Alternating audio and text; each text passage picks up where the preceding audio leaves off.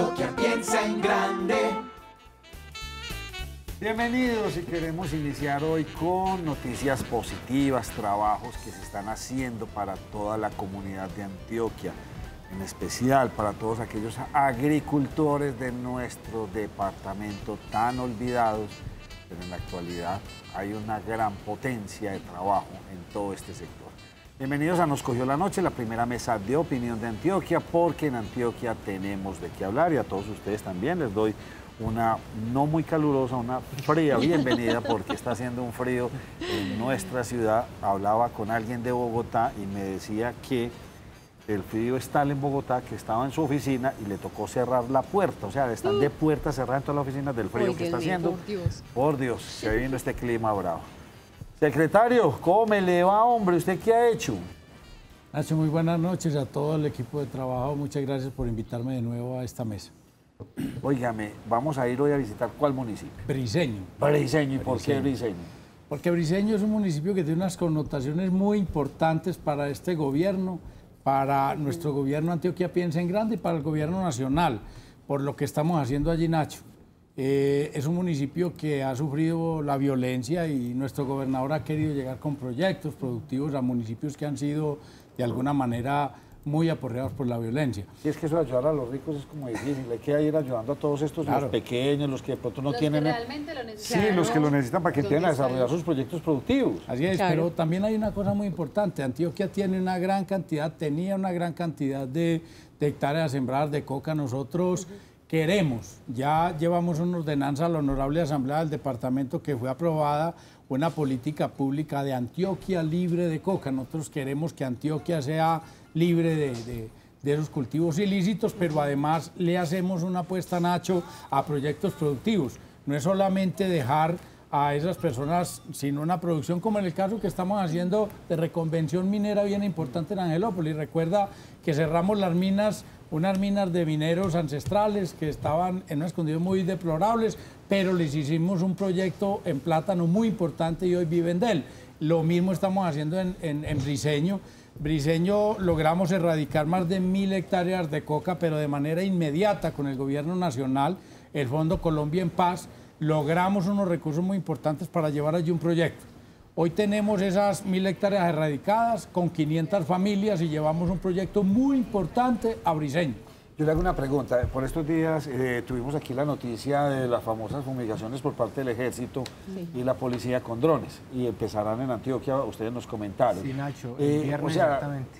¿Cómo van ustedes de la mano con ese proyecto? Porque pues, listo, se fumigue y estas plantas mueren, pero si no se les busca que siembren ahí, pues volverán a caer en lo mismo. ¿Ustedes están trabajando de la mano? Claro, nosotros estamos trabajando integralmente en todo este departamento, pero en el programa Antioquia Libre de Coca le tenemos una apuesta muy importante para volver agricultores a esas personas que antes estaban en ilegalidad. Y hoy, por ejemplo, el proyecto que tenemos en Briceño es muy ambicioso. Nosotros ya estamos sembrando hasta 1000 hectáreas de café, porque volvimos el café, esos son zonas cafeteras muy importantes, y queremos que el café y el cacao sean los productos de la paz, porque son productos que tienen comercialización, pero además son productos que tienen posibilidad de exportarse y que en el tiempo van a perdurar, porque no queremos dar simplemente agricultura familiar y después los campesinos se van a quedar sin sustento. Sí. Por eso este proyecto es muy importante contárselos a los colombianos, porque es creo que es el único proyecto de sustitución de cultivos real que se está haciendo en un departamento. Logramos desde la Secretaría de Agricultura presentar un proyecto al Gobierno Nacional, al Fondo Colombia en Paz y al Alto Comisionado para la Paz, y logramos traer 14.200 millones de pesos para sembrar hasta 1000 hectáreas de café, pero con un asociado bien importante, porque nada nos ganábamos con sembrar el café y se nos iban a quedar estas personas 2 años mientras sembraban, y llegaba la primera cosecha, son 2 años en el mejor de los casos, y entonces, ¿qué hacen los 2 años? Entonces hicimos esa siembra de esas hectáreas de café. Hoy llevamos más o menos 365 familias ya vinculadas al proyecto, de las 500 familias que inicialmente están en el proyecto, y lo asociamos con plátano, maíz y frijol.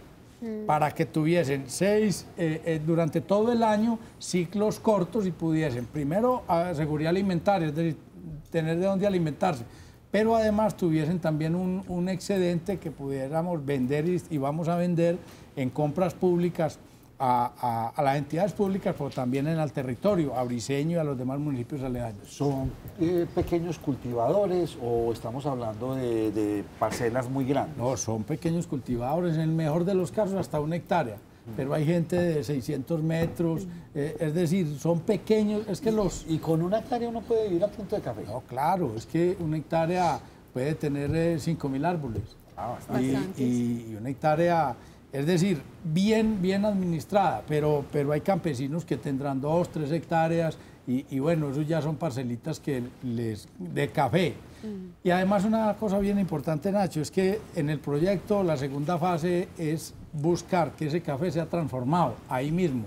Las personas que venían ahora ya podían demostrar, seguramente llegan en el momento... No, con la congestión que hay hasta ahora en Medellín, usted sabe que mejor dicho... Va a ver que ya estamos transformando café y estamos entregando café briceño, empacado, tostado y molido. Qué bueno. Y eso ya para nosotros es muy importante porque los campesinos tendrán sus parcelas de café, pero tendrán también la transformación del café. Sobre todo para eliminar intermediarios que son los que se quedan con la ganancia. Eso es lo que ha querido nuestro gobernador, que le demos capacidad instalada para que los campesinos en las diferentes cadenas productivas les quede capacidad instalada de transformación, que es donde queda buena parte de la ganancia. Aquí leo que número de familias caracterizadas, 365, número de veredas seleccionadas, 29 sí, priorizadas, 11. ¿Qué quiere decir eso? Eso significa lo siguiente: de las 500 familias que están en el proyecto inicial, que son hasta 500 familias, 1.000 hectáreas de café, las caracterizadas son aquellas que ya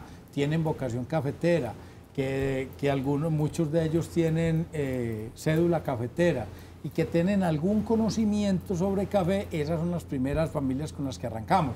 Las otras familias, hasta llegar a 500, las estamos capacitando, las estamos vinculando al proyecto para darle una educación inicial sobre el tema del café, porque nos interesa además que siembren el café, pero que aprendan efectivamente la industria del café. A una familia de estas, ¿qué subsidio le están dando mientras las plantas de café empiezan a producir? El gobierno, a través del Fondo de Colombia en Paz, les ha venido entregando 1.200.000 pesos por familia para el tema de su manutención y otros recursos que son los que nosotros estamos aplicando acá para el proyecto productivo.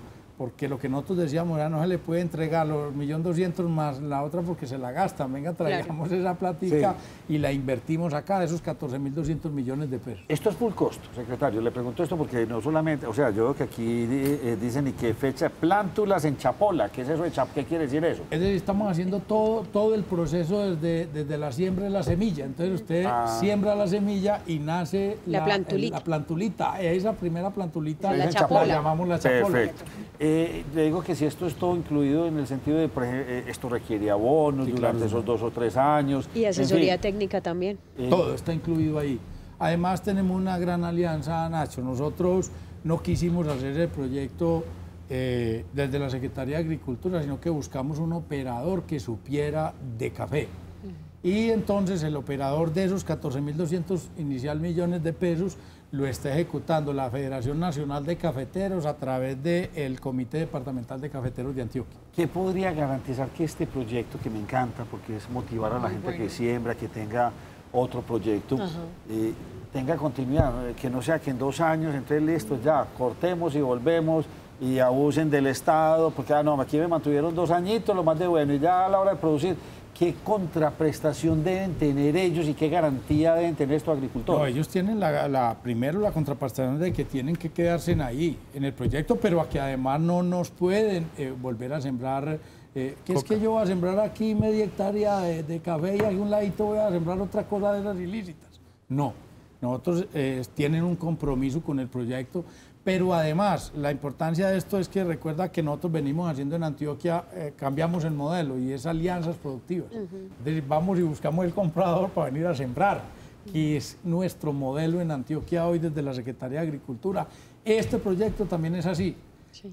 Además, el operador es el Comité Departamental de Cafeteros, pero también tenemos ya una alianza con el comité, con la Federación de Cafeteros y Starbucks, que también nos dijo estamos interesados en ayudarle a ese café especial que ustedes van a generar allá en zona de conflicto, que para nosotros sería muy importante mostrárselo al mundo, que esa empresa, Starbucks y la Federación Departamental Nacional de Cafeteros están comprando su café a un precio muy importante en una zona que ha sido de conflicto. Secretario, usted manifestaba que son solamente, pues en el momento, 500 familias que están en este proyecto. Esas 500 Pero solo en esta familias, región.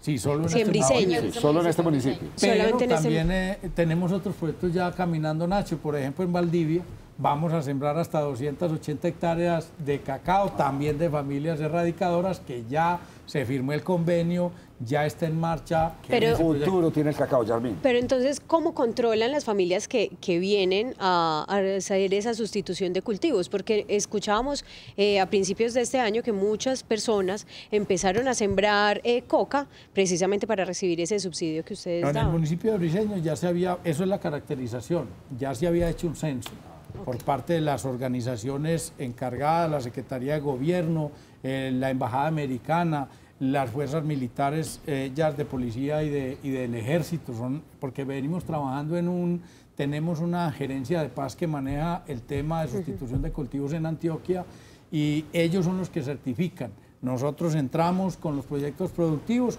y ya trabajamos en una mesa conjunto para nosotros en el tema de agricultura adelantar el proyecto, pero ellos también a controlar y a verificar que no se nos vayan otra vez a sembrar cultivos ilícitos. Secretario, don Gustavo Adolfo Peláez me hace una pregunta que siempre la hemos tenido aquí en la mesa y es un poco compleja. Ojalá que podamos hacer algo. Nacho, pregúntele al secretario dónde vendo a buen precio la cosecha de mandarina y mango, Tommy, que producimos en Altamira, Betulia. La mayorista la compran a un precio que no paga ni el flete y es el problema de todo campesino, de todo agricultor. ¿Qué hacer con esto, hombre? ¿Qué políticas tienen Claro, ustedes frente a esto? nosotros le hemos insistido, por eso hago tanto énfasis en la alianza productiva, hemos insistido a todos los productores que antes de empezar a sembrar, nosotros inclusive desde la Secretaría de Agricultura tenemos una dirección de comercialización y estamos dispuestos a apoyarlos, a que vengan con nosotros les buscamos los compradores. Estamos haciendo inclusive por regiones. Este fin de semana pasado lo hicimos en una feria de agroemprendimiento en Caucasia y estamos trabajando con el Ejército Nacional, con diferentes instituciones y empresas que hacemos ruedas de negocios en esas regiones, llevamos nuestros campesinos y les buscamos los compradores y hacemos un contrato de venta de esos productos y ellos de compra y ahí eliminamos los intermediarios. Estamos haciendo por cada región una feria de agroemprendimiento para buscar a los compradores para esos... Secretario, ¿qué vamos a hacer con las exportaciones? O sea, ¿cuánto será que desde el orden público podemos coger todos estos productos y exportar? ¿O ustedes no pueden hacer, digamos, que esa asesoría o llevar es que hay tanto producto para exportar? No, claro que sí. Nosotros tenemos un programa de acompañamiento para campesinos exportadores. ¿Qué es lo que pasa? Que las certificaciones de buenas prácticas agrícolas para poder exportar no es fácil. Eso requiere de un trabajo muy acucioso y de mucha responsabilidad de nuestros productores. Por ejemplo, en el tema de aguacate que está de moda y que nos está yendo muy bien porque logramos efectivamente entrar al mercado americano, nos dieron admisibilidad al Estado americano donde hay unos grandes consumidores y les gusta mucho el aguacate Hass, pero hemos buscado hasta que los productores de aguacate sean juiciosos, porque si nos aparece en una de esas exportaciones un envío de aguacate que tenga alguna de las enfermedades cuarentenarias, nos joden el mercado. Entonces, por eso esas buenas prácticas, hemos dicho, las fincas que tienen hoy esos sembrados tienen que estar certificadas como libre de enfermedades cuarentenarias y venimos trabajando en eso, Nacho. Germán, su pregunta. Mi inquietud tiene que ver, secretario, con el tema ese de la sustitución de cultivos ilícitos por lícitos. ¿Qué tanto es la permanencia de estas familias o hay reincidencia? ¿Tienen medido ya cuánta gente se vuelve a los cultivos ilícitos? Pues realmente en este proyecto ninguno se ha devuelto. Sí hemos evidenciado que en la erradicación que se viene haciendo por parte del gobierno nacional a través de las fuerzas militares y las demás entidades, hay personas que radican y vuelven y resiembran. Pero en este proyecto concretamente ninguno se nos ha devuelto a sembrar cultivos ilícitos, porque son proyectos de largo plazo y son proyectos muy interesantes para nuestros productores y no los hemos abandonado, porque el Comité de Cafeteros, que es una entidad muy seria y una entidad que sabe de café, los viene capacitando, los viene haciendo enamorar efectivamente de lo que es la producción cafetera y lo que va a ser en el corto plazo, porque ya tenemos un proyecto allá que veníamos adelantando con personas, no con este proyecto de sustitución de cultivos, pero lo veníamos adelantando con la Secretaría de Agricultura y el Ministerio, y hoy ya tenemos café molido, empacado, tipo exportación. Entonces estas personas, que están hasta 369 familias, que hoy ya están en el programa, saben que es un proyecto que no los va a dejar tirados y que les va a dar la posibilidad de tener unos recursos de sustentación. 14.280 millones solamente en un municipio, y así hemos venido semana tras semana contándoles a ustedes cómo se está haciendo esta inversión en el agro antioqueño. ¡Qué maravilla! El secretario, muchas gracias por habernos acompañado y muchos éxitos. No, a ustedes, y es para nosotros una gran satisfacción que sea Antioquia el modelo de proyectos productivos para la sustitución de cultivos ilícitos. Me manda la pruebita del café. Del café cuando lo tengan, claro. Café briseño. Venía en camino. Hay que probarlo. Yo que me volví catador. Bueno, después hablamos de aguacates, claro, usted y yo, que ese tema es apasionante.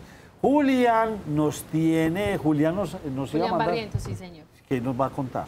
Julián está en Hidroituango. Está en Hidroituango y vi las imágenes espectaculares. Gracias, secretario. Vámonos con Julián y ya, mientras esto, vamos preparando más notas. Antioquia piensa en grande.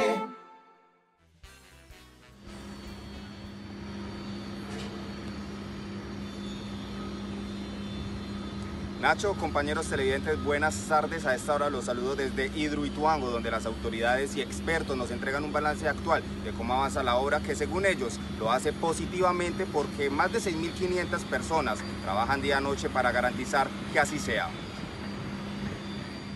Nosotros de hace más o menos 2 meses y medio tenemos ingreso al túnel de descarga intermedio, que es el túnel que nos garantiza a nosotros el caudal ecológico exigido por la Autoridad Nacional de Licencias Ambientales.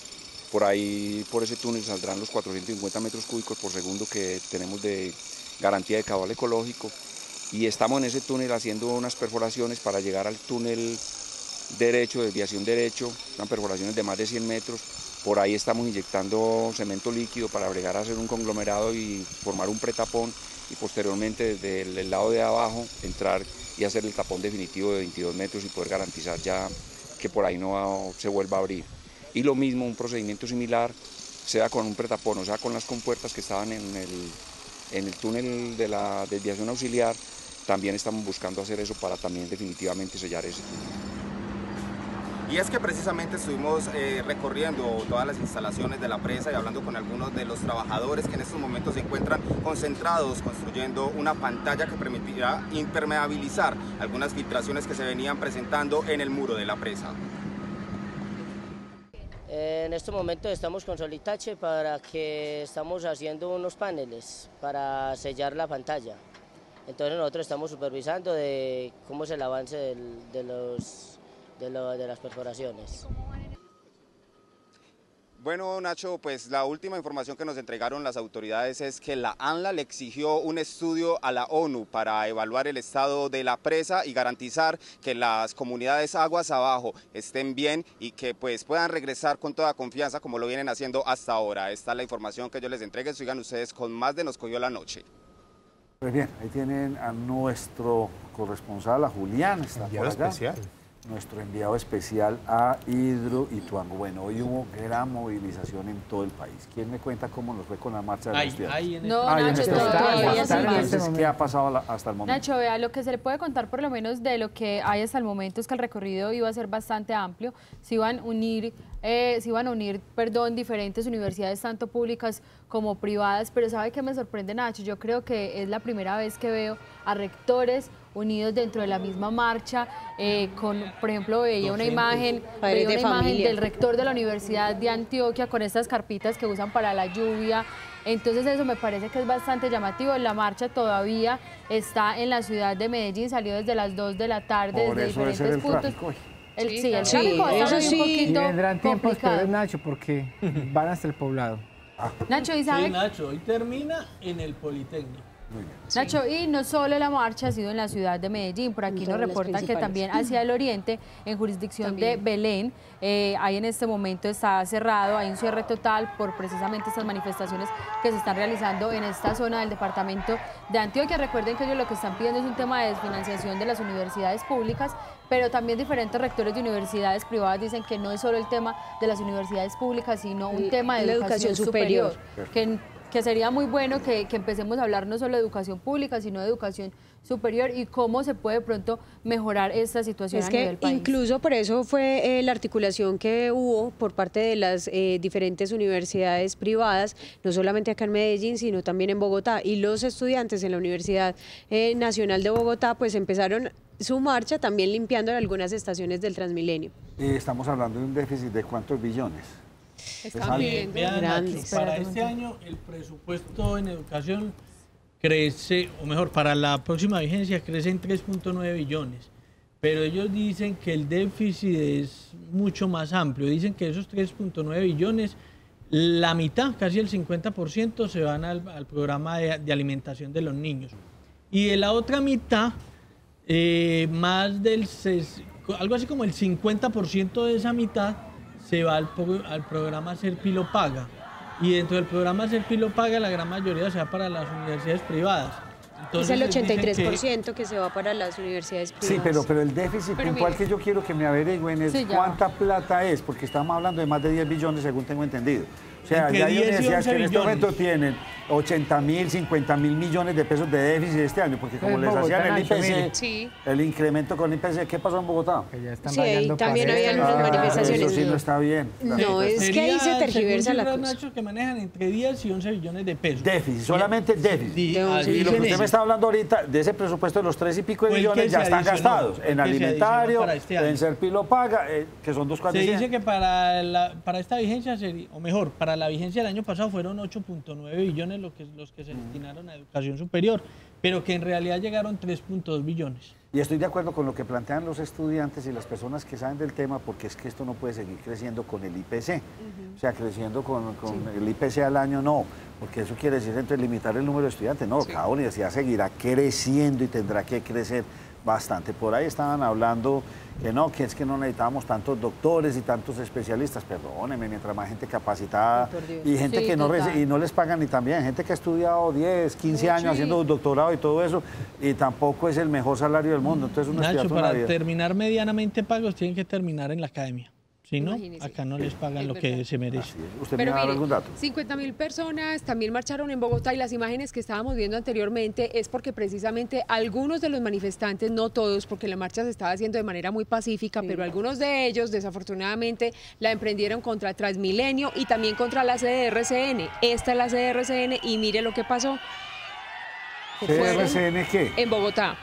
¿Pero la sede de RCN Radio, en la calle 37 con la avenida Caracas. No le puedo creer. ¿Y por qué la cogieron contra ellos? Porque sí, decían que les gritaban terroristas paracos, digan la verdad, y pues la verdad sea dicha, muchos de las personas que estaban en la manifestación, pues obviamente no estuvieron de acuerdo con esta actuación de algunos de estos integrantes, y ellos mismos... violencia con violencia, no, por Dios. Y ellos mismos, o sea, los que no estaban de acuerdo, fueron y se pusieron a lavar algunas de las cosas y a borrar algunas de las cosas que pudieron en los Transmilenio, porque la verdad es que sí hubo unos buses que estuvieron muy afectados. Esa es la evidencia, Nacha, que sí, la educación necesita más plata porque necesitan que los eduquen más, porque mire cómo tenemos. Que hay algunos que sabotean pues ese tipo de cosas. Yo le cuento una noticia que está muy relacionada con el tema de educación y yo sé que esto le va a gustar mucho a usted y de pronto a la gran mayoría de televidentes. Acá siempre hemos hablado del tema de las cárceles y el tema de educación en cárceles y que por qué no hacemos algo pues para que no salgan más delincuentes y demás. Resulta que hoy la Gobernación de Antioquia estaba presentando el bachillerato digital precisamente en esas cárceles. Se va a empezar como tal en Santa Rosa de Osos y en Titiribí. En este momento hay 100 estudiantes ya matriculados de esos internos que se encuentran en las diferentes cárceles, Nacho, y era bastante emotivo. Escuchábamos desde pronto en la presentación que se hacía hoy en la Gobernación de Antioquia algunos de esos internos, y se les ve como con ese ánimo y con esa intención de querer salir adelante. Ellos mencionaban que esperan que esto les ayude un poco, sin duda, a ser mejores seres humanos, a estar capacitados y cuando salgan poderse dedicar a otro tipo de cosas y no seguir delinquiendo. Luis Medina, estoy completamente de acuerdo con usted. Me dice, las universidades teniendo la concentración de conocimiento que tienen y en teoría teniendo a la mano a los mejores profesionales, podrían tener proyectos autosostenibles que le ofrecieran servicio a la sociedad totalmente. Yo siempre he pensado que el sector privado, el público y la academia deberían siempre estar unidos para desarrollar muchos proyectos. En las universidades. Pero no y de hecho, gracias a que lo hacen, es que se sostiene con el presupuesto de hace 15 años. Pero no con la fuerza. O sea, deberíamos contar más con la academia para muchas asesorías. Nacho, sí, pero vea, por ejemplo, lo que pasó en un programa que usted anteriormente dirigía y que nos explicaba el experto, que ellos tuvieron tan buen rendimiento económico que les dijeron, bueno, ustedes no se gastaron toda la plática, venga, le reducimos. Sí, señor, eso nos lo contaron aquí, don Luis. Entonces, donde se vuelven tan eficientes que les quitan la plata. Pero mire, Nacho, sí se logró la reasignación de 500.000 millones de pesos para la educación y según lo manifiesta el Ministerio de Hacienda, esto no implica un aumento en el monto total del presupuesto para 2019. Eso se va a repartir de la siguiente manera: 223.000 millones para inversión en infraestructura, es decir, mejoramiento de todo lo que tiene que ver con los edificios como tal. Esos pañitos de agua tibia. Pero sí, no, pero espéreme. Necesitamos la plata para que queden subsanados. Esto se les va a volver en un hueco, como pasa con la salud, Nacho, y como está pasando con las pensiones. Se le van a abrir huecos gigantescos. Pero es que espéreme, 55.000 millones para funcionamiento, 121.000 millones para gratuidad y 101.000 millones para la línea de excelencia. Pero recordemos Lina, que eso se lo traga solo la Universidad de Antioquia. Sí, Nacho, pero recordemos que estos 500.000 millones de pesos que estaban reclamando venía de las promesas hechas del gobierno anterior, que acuérdense que en los diferentes pagos siempre reclamaban lo mismo, ellos se comprometían y no cumplían. Al menos estos van a empezar a entregar esa plata que el gobierno anterior no entregó. Nacho, pero seamos sinceros, lo que pasa es que recursos para la educación sí están creciendo. Lo que pasa es que han venido creciendo en el programa Serpilo Paga. Y esos recursos en su gran mayoría se los están llevando las universidades privadas. Obviamente las universidades privadas ahora salen a decir pues que el problema es general de la educación en todo el país. Pero recursos sí se están destinando más, lo que pasa es que se están yendo para las universidades privadas. Pero igual, ¿desde cuándo se está dando los recursos? Porque es que igual es un déficit que ellos manifestaban y era precisamente por esa congelación desde el 92. Entonces, en alguna medida lo que hay es que limitar los recursos de ese programa para las universidades privadas. Por eso a las privadas no les va a gustar, pero va a tocar. Por eso hay que pero igualmente está hablando de 2 billones y es que el hueco es de 10, 12 billones. Por Dios, es que ese hueco hay que taparlo, las universidades están ya en déficit. ¿Pero viene desde hace cuánto? Desde hace rato. Desde hace mucho tiempo. Hace muchos años. Si nos estaba explicando el rector de la Universidad de Antioquia que desde el 92 han crecido en un 300% pues, de la capacidad como de los estudiantes que están recibiendo y no reciben de igual manera la financiación, pues obviamente. Sí, no, hace más de 20 años. Sí, eso debe tener desvelado al ministro Carrasquilla porque esa plata, y cuando empiezan a sonar las cosas y en un país que está necesitando gente educada, por Dios, de algún lado tiene que salir. Pero da lo triste del asunto, vámonos. Voy con lo triste y después con lo positivo. ¿Qué pasó en el Senado cuando iba a hablar alguien de la Universidad Nacional? Eso fue el día de ayer y yo creo que Germán ahorita podrá complementar como un poco más la información, pero le voy a comentar como el preámbulo. Se solicitó desde las diferentes pues, universidades, especialmente la Universidad Nacional de Colombia, un espacio para ellos hablar y dar su punto de vista del por qué salían a marchar el día de hoy y manifestaban la preocupación en cuanto a este tema económico que se va a decidir el 20 de octubre.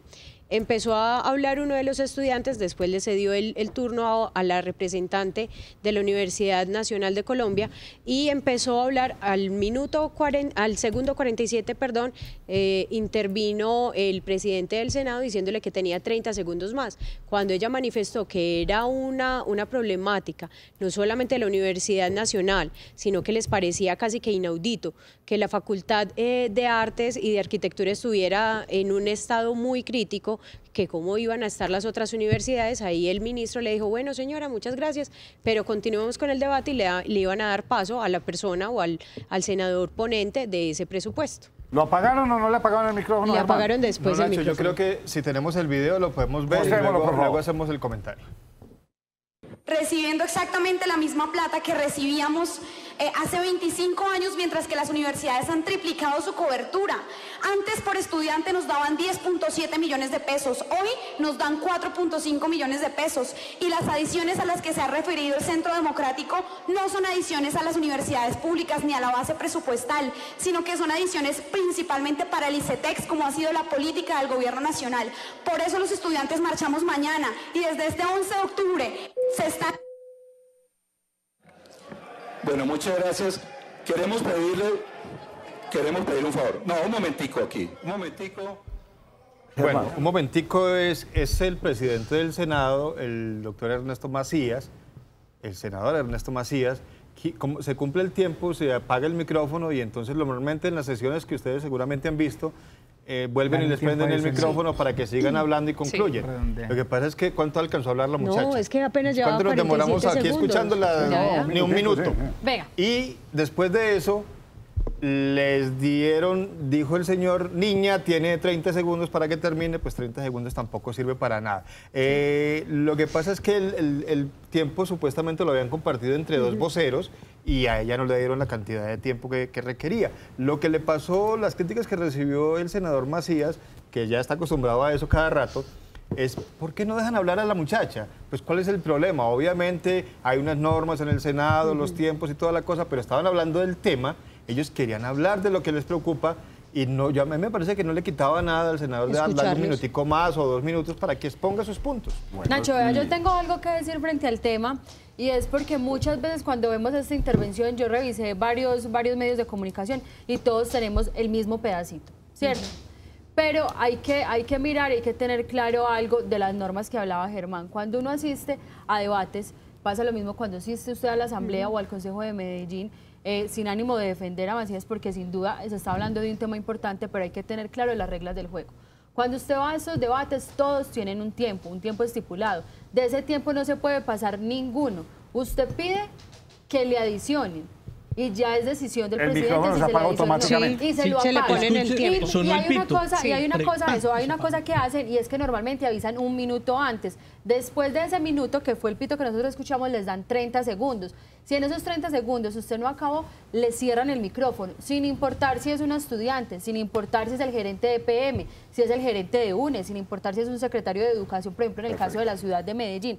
Entonces yo creo que si bien de pronto el señor sí pudo haberle dado más tiempo, pero hay que tener en cuenta otra cosa, que también pasa acá y muy bueno que la gente conozca, y si alguna vez tiene la oportunidad, pues vaya al Consejo de la Asamblea y vea cómo es el comportamiento. Resulta que hay unos tiempos estipulados para determinadas sesiones. Si usted se pasa de esos tiempos, eso tiene que pasar, por ejemplo, en el caso de Medellín, se declara sesión permanente. Esa sesión permanente debe ser votada por todos los concejales de la ciudad de Medellín. Lo mismo pasa en la Asamblea y lo mismo pasa en este caso. O sea, no es algo así tan sencillo.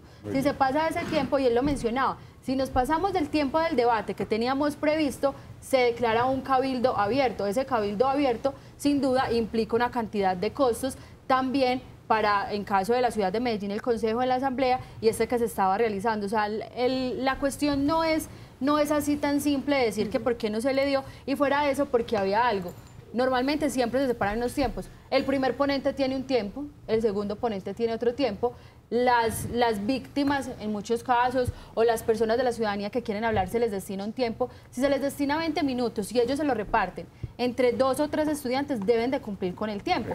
Entonces yo creo que la discusión está abierta, pero tampoco es de juzgar en sí lo que se hizo, porque hay un reglamento y se debe de cumplir. Sí. José Fernando Gil. Nacho, rápidamente, queda la sensación de que el video no está completo, de que quien la dejó sin tiempo fue su compañero, no fue el presidente del Senado, porque fue el compañero el que se tragó la mayoría del tiempo. Obviamente la exposición, por lo que uno ve de la niña, era muy interesante, pero fue el otro el que la dejó sin tiempo. Sí. Y cuando el presidente del Senado hace referencia a niña, la verdad, yo no lo siento despectivo. No, es como cuando usted puso o tituló de educación para las niñas en la UECA. O sea, los medios están agrandando esto a otro nivel y lo están utilizando. Es un punto de vista. Desde la posesión, en realidad le están armando más un escándalo al señor que Macías. Perfecto. Lina Moreno. Mire, por ejemplo. Y ya, pues, para que concluyamos. Jennifer Pedraza, que fue la niña a la que interrumpieron, pues ella al parecer, el disgusto de ella fue porque le hubieran puesto ese adjetivo, niña, porque ella dice eso deslegitimó los argumentos expuestos de por qué hay una crisis en la educación pública. Pues la verdad, como dice José, en muchas regiones sí es, digamos, como algo de cariño, algo de confianza o algo, digamos, que es de manera amigable y no es despectivo. Es más, el señor Ernesto Macías se disculpó y a través de Twitter, como ya se maneja todo, pues publicó: ofrezco disculpas a la estudiante Jennifer Pedraza por lo ocurrido en plenaria. Otorgué la palabra a su compañero Alejandro Palacio, a quien me anunciaron como vocero. No me dijeron que iban a compartir el tiempo. El adjetivo niña es un término coloquial de mi región. Sí, y acabó. Otras, aquí tenemos uno en la mesa que lo utiliza mucho. Sí, señor. Aquí está. Ella misma todo el día nos habla. Niño, ¿cómo está? Sí, Germán, por último. No, Nacho, yo digo que de todas formas, como en el video que no vimos, Ernesto Macías comienza a decir que por qué no hacen entonces el cabildo abierto, porque eso hay reglas y toda la cosa, y eso sí lo explicó al final y le dio 30 segundos más. Lo que yo digo es que pues ahí no hay problema. A mí me parece que no se iban a echar, no había necesidad de declarar sesión permanente, porque ella tampoco se iba a echar 2 horas ahí hablando. Tenía una intervención que dar y me parece que no es como para caerle a Macías, pero tampoco le costaba a él haberle permitido hablar 1 o 2 minuticos más. Me parece que, y lo de niña depende de quién lo reciba. Ella, la niña afectada, se sintió así, y digamos que ella tiene derecho a que le parezca incómodo que la traten de niña. Una muchacha que está haciendo una maestría, pues que le digan niña en el Congreso antes de una marcha, pues de pronto a ella no le parece. Pero a mí me parece que se podría haber solucionado el problema dándole más tiempo. Perdóneme, pero muchas veces hemos visto, yo a veces me aguanto esas sesiones en el Congreso, y a algunos que no son senadores, sino que van allá a exponer sus puntos de vista, les dan otro minuto, les dan un tiempo exagerado. Yo digo, ¿cuándo va a acabar este señor? Y bueno, se saltan esas normas de cuánto es el tiempo. Puede que en el Consejo de Medellín sea muy estricto, pero lo que yo he visto en el canal del Congreso, allá no son tan estrictos en eso. Para que la gente que no lo ha visto busque el canal del Congreso y vea que allá a veces se extienden de una manera y uno se queda aterrado. Allá son laxos dependiendo de quién hable. Entonces, ¿por qué no la dejaron hablar? No, me parece que eso ella tenía derecho a explicar, pero tampoco pues para crucificar a Ernesto Macías. No, y además porque la intención no es esa, el asunto es manifestar, es cuándo le van a dar cabida al Congreso, los congresistas o los senadores, finalmente un tema de tanta importancia como es la educación superior, no ni siquiera la educación pública, sino es la educación superior. ¿Cuándo se le va a tomar en serio a los senadores realmente un tema de vital importancia como este en estos momentos? No después, sino en el momento en el que era. Yasmin, usted dio en el punto, es más eso. Que los congresistas le pongan cuidado y le asignen más presupuesto cuando están aprobando el presupuesto de la nación. Más lo que están haciendo es más mediático. Es verdad, pero o sea, es lo mismo, yo creo que como pegarse de la forma y no del fondo del tema. Sí, pero es digamos y hacerles el juego.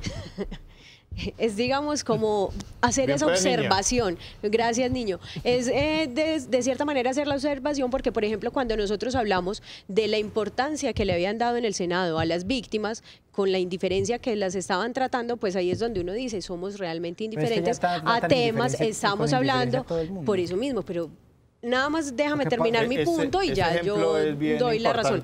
Yasmin, porque recuerdo esa imagen que fue impresionante y vergonzosa. Invitan a las víctimas para que hablen y no le paró bolas nadie a estas personas. Es decir, cuando ellos están allá, pues les interesa que les escuchen sus planteamientos y se derraman en prosa y dicen cosas muy maravillosas ahí en el Congreso, pero cuando van las personas que están afectadas por una situación, como los estudiantes que están afectados, como la gente de las víctimas y otros más que van a esas sesiones que se hacen en el Congreso, a ellos les importa muy poquito, porque yo creo que ya la agenda la tienen planteada y simplemente, si acaso, los escuchan. Porque prima más el bien particular que el general. Pero Nacho, venga, y permítame, yo concluyo. ustedes tienen toda la razón, aquí prima más el bien de la población, la debían haber dejado hablar. Sí, que hable. Lo mismo cuando las víctimas también lo debían, pero como a mí no me interesa, entonces yo estoy dedicado a la infraestructura o yo trabajo lo del agro, esto no me interesa, perdón señores senadores, están muy equivocados. Nacho, permítame cerrar.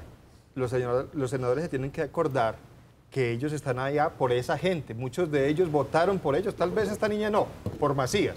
Pero esta niña, sí, porque ya hay que decirlo normal. así, porque como no pasa nada diciéndole niña. Esta estudiante universitaria de maestría, tal vez no, pero mucha gente, todos votamos por senadores, todos votamos por esos congresistas, presidente, el gobernador, están por nosotros. Entonces, a la gente es a la que se deben estos señores que están allá ganándose un sueldo bastante interesante y deberían ponerle mucho cuidado a las quejas de la gente. Tengo que agilizar. A todo esto que dijo el rector del CES. Nacho, no, lo que estábamos hablando de ahorita del tema de la universidad, estaba haciendo precisamente referencia privada, sí, estaba haciendo precisamente referencia a eso. Yo creo que tenemos la entrevista, si quiere la podemos pasar. Él lo que dice es que no es solo un problema de las universidades públicas, sino de todas las universidades en el país. El problema de financiación de la educación pública no es un problema que lo ha generado la educación privada, es un problema de recursos del Estado para la educación pública. Vendrán las diferentes estrategias. Nuestra posición como universidad privada es, uno, somos actores, igual que lo es la universidad pública. Dos, es nocivo la diferenciación, ya ocurrió con los pilos. Se quedó con el discurso de que los pilos le están, a través de la escogencia, le están quitando recursos a la universidad pública. Pero tres, creemos que la universidad pública sí necesita mayor inversión. Necesita mayor inversión de recursos para desarrollar las funciones sustantivas. Pero la universidad pública también necesita un análisis interno de la eficiencia en la producción de docencia, investigación, innovación y extensión, y los mecanismos de articulación con la sociedad para generar valor agregado en esa educación. Lo importante es que, diría yo, como conclusión antes de irme a la pausa, que el debate no quede abierto, porque en Colombia los debates se quedan abiertos a perpetuidad. Y pendientes. Qué tristeza. Muchachos estudiantes, con marchas está muy bien la cosa, marchas pacíficas, sin atentar. Háganse en escuchar, me parece maravilloso, porque todo ciudadano colombiano tiene derecho a la educación y no se le puede recortar su presupuesto, debe crecer acorde a la población, debe crecer acorde a las necesidades y los gobiernos lo van a tener que tener muy pendiente de aquí en adelante, porque definitivamente esto hay que hacer. Así que, ánimo, siendo pacífico, logramos todo este acometido. Una pausa y volvemos con ustedes.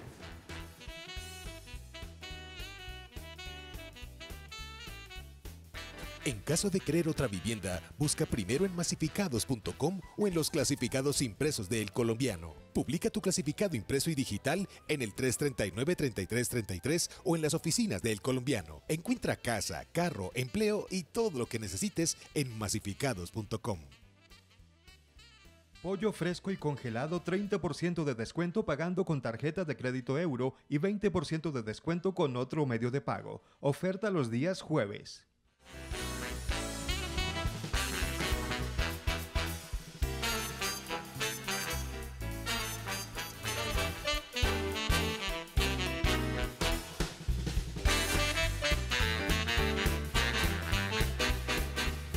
Antes de sentarnos a hablar con nuestra invitada, la concejal María Paulina Aguinaga, le doy la bienvenida. ¿Cómo está? Muy buenas tardes, Nacho, para usted, para toda la mesa de trabajo y por supuesto para todos los televidentes del día de hoy. Tenemos con la concejal temitas varios sobre nuestra ciudad y bien importantes. Pero por ahora, óigame, celulares en las cárceles, todavía sigue pasando eso. Sí. Desde ahí se hace delincuencia, empaques con cocaína. Hágame un resumen de lo que tiene usted para contarnos. Vea, Nacho, le cuento que en el maletero de un bus de transporte intermunicipal, la policía de Santander encontró 2 cilindros en los cuales se estaba transportando supuestamente medicamentos veterinarios. Cuando los uniformados hicieron el debido retén, que iban a hacer, pues encontraron 75 kilos de cocaína. El coronel Rigoberto Acevedo, que es comandante de policía de Santander, manifestó que luego de varias investigaciones se logró determinar que la encomienda había sido enviada desde Bogotá y tenía como destino la zona del Catatumbo, en norte de Santander. Dice que sobre esto ya están en proceso de investigación con varias personas, por lo cual pues no pueden estar muy tranquilas simplemente porque encontraron la mercancía y ya, sino que también van detrás de las personas que son responsables de todo esto que pues ellos interceptaron en este bus intermunicipal. Y le cuento también que incautaron 24 celulares, 6 baterías, además de cargadores, manos libres, 14 envolturas de marihuana tipo cripa en la cárcel de mediana y máxima seguridad de Doña Juana en La Dorada. Ahí está el celular que está pidiendo Dube para hacer las noticias por fuera. De buena calidad. Va a tocar ir a la aduana, Nacho, desafortunadamente, entre contrabando, alguna cosa de eso. Sí, el comandante de la policía Caldas, el coronel Néctor Lincoln Borja, indicó que esta acción relámpago obviamente pues produjo esta incautación que desafortunadamente desde estos celulares estaban haciendo las extorsiones desde las cárceles, que ustedes ya saben, la famosa llamada del tío, del familiar, etcétera, pues se siguen encontrando estos elementos en las cárceles, quién sabe hasta cuándo más. Les aviso que en este momento está absolutamente colapsada la 10, el Centro Comercial Monterrey, la Avenida de los Industriales. No hay paso en este momento por la marcha de los estudiantes. Si tienen parientes, amigos que en este momento se vayan a movilizar hacia sus casas y hacia este sector, por favor, que no vayan a ocurrírseles ir por este lado, y esto se va a ir hasta tipo 7 de la noche, quién sabe qué horas se colapsó esta zona de la ciudad. Y por razones obvias, la Avenida del Poblado y las Guayabas, sí, obviamente, que son las que desembotellan esa. Por Dios, bueno. Vamos con dos internacionales. Primero, Keiko Fujimori, y segundo, pues el huracán Michael entró a Estados Unidos. Sí, Nacho, comencemos por lo de Keiko Fujimori, porque recordemos todos que Keiko Fujimori es la hija de Alberto Fujimori, expresidente del Perú, que también fue otra vez recapturado, o al menos se dio la orden de que se recapturara. Esta es Keiko. Ella está involucrada también en un caso de lavado de activos, porque no supo explicar del ingreso de algunos dineros suyos, o dineros de dudosa procedencia mejor, a la campaña presidencial de ella, que fue en 2011. Ella fue candidata presidencial también, y se habla de que hay dineros de dudosa procedencia, inclusive también la relacionan con el tema de Odebrecht. Lo que pasa es que ella tenía que presentarse constantemente a la Fiscalía para esas audiencias y no estaba compareciendo. Hoy le dio por aparecer y allá mismo la dejaron. 10 días de detención preventiva mientras se adelantan las investigaciones, pero ella está inmersa, repito, en un caso que han llamado allá en Perú de los cócteles fujimoristas, que era que hacían esos cócteles y aparecían unas personas donando dinero. Resulta que eran personas hasta indigentes, que aparecían como donadores para la campaña de Keiko Fujimori. Y eso es lo que se está investigando, a ver qué hay detrás de todo. Todos los países de América Latina polarizados, de un lado al otro, en Argentina, en Brasil, en Ecuador, en Perú, nadie se salva. De pronto Chile un poquito. Bueno, y el huracán entró... Michael entró con todo a la Florida, vientos superiores a los 200 kilómetros por hora, como era de esperarse. Pues miren, ahí están viendo ustedes las imágenes. Como era de esperarse, pues eso causa devastación, destrucción, árboles, techos de algunas viviendas, inundaciones. No se sabe todavía cifras exactas, porque acuérdense que el huracán está ahí. Digamos que estamos en el ojo del huracán. Y usted supo que no lo pudieron anunciar, porque se apareció casi que de pronto. Entonces mucha gente no pudo evacuar. Exactamente. Entonces habrá que esperar a que pase el huracán y vaya desplazándose a otras regiones para comenzar a hablar de balances de cuántas víctimas podría haber dejado y cuántos son los daños. Pero mire, vientos huracanados, ahí sí se pueden llamar, vientos huracanados causando destrozos en la Florida cuando llegó este huracán. Bendecidos en Colombia que no nos pasan estas cosas, y allá ellos todos los segundos semestres de cada año esperando a ver cuál huracán aparece. Nacho, recuerda que la elección Colombia juega mañana ahí arribita. ¿En dónde? Ahí cerquita, arribita del huracán. Arribita del huracán. ¿Quién sabe si van a...? ¿Pero dónde? ¿En Nueva York o qué? Porque si es no, están arriba, no, porque fue por el norte de la Florida, atravesó la Florida por encima. De hecho, no tocó a Miami. No. Pasó por encima de la Florida. Entonces, si van a jugar, no, ese partido está cancelado, que se vayan a comprar cositas. José, ¿qué más nos va a contar? Nacho, le cuento que no muy distante de allá se encuentra el presidente de Atlético Nacional, Juan David Pérez, hablando con un técnico, con Luis Fernando Tena. El señor como que no ha dirigido por fuera de su país, pero el presidente nacional está en conversaciones con él. Se rumora que este puede ser, en caso de aceptar, el futuro técnico de Atlético Nacional. Y en Atlético Nacional, Alexis Enríquez, que le dio un golpe al centrodelantero de Independiente Medellín, Germán Ezequiel Cano, fue suspendido con 2 fechas. No las cumple por ahora porque Nacional tiene 3 jugadores en la selección. En Tampa, Florida, va a jugar la selección. Por eso, allá arriba. José, sí. ¿Qué pasó con Autori? Y Autori, en realidad Autori juega, o mejor, dirige hasta el 20 de octubre, donde está en Bulgaria, pero está en la baraja de candidatos también. Bueno, Duber, una breve suya, pero muy breve. Y yo le doy también otra breve. Nacho, no, vea, le quiero contar que pues ayer en nuestras cuentas de redes sociales, Facebook, Twitter, publicamos un video donde se veía la captura de 2 patrulleros de la policía acá en el barrio Castilla de la ciudad de Medellín, cuando presuntamente le cobraron una extorsión a un comerciante. Pues hoy estos 2 patrulleros fueron llevados allí ante un juez de control de garantía para el tema de pues, las audiencias que se le adelantan, esas 3 primeras audiencias que se adelantan. Pero uno de los abogados defensores pidió que la suspendieran y solicitó que mañana se retomaran las audiencias. ¿Esa grabación es del momento en el que estaban haciendo el Así es, Nacho, si quiere escuchemos un momento, pues fue hasta tensionante ese momento. Uno con Viviana. Tranquilo, papi, calmado, tranquilo, eso se soluciona el problema y ya. Venga.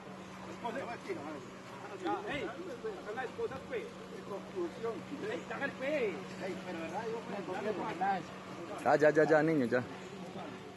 Nacho, el operativo fue adelantado por el Gaula del Ejército y personal pues del CTI que capturaron a los 2 patrulleros mientras estaban pues allí adelantando este patrullaje porque estaban en su cuadrante, pero al parecer cobrando extorsión. Mañana les contamos en qué continúa, Nacho, el tema de las audiencias. Es que, entre otras, hermano, ¿a quién se le ocurre hacer algo ilegal y que lo graben? O sea, con esos agentes de la policía cascando a estos pobres muchachos, torturándolos y grabados. Ellos piensan que eso no va a pasar. Hombre, la gente sí es muy inocente. Por Dios, Nacho, las redes sociales. No, gracias a Dios existen ya los celulares. Claro. Menos Pues de por Duber, lo que menos. graba malito, pero el resto todo graba muy bien. Nacho, hay otro caso de policías judicializados por lo mismo. Eso ocurrió en Bogotá. Estaban exigiendo, son 4 agentes de la policía. Esto lo publica la Fiscalía General de la Nación.